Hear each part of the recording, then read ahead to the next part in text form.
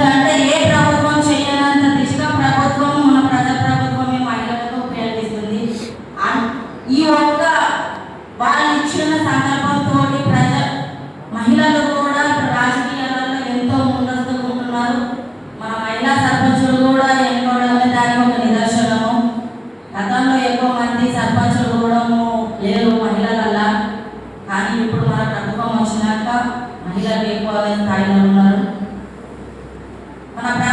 మన ప్రజా ప్రభుత్వంలో రెండవది ఏంటిదంటే రైతులకు అన్నం పెట్టే రైతు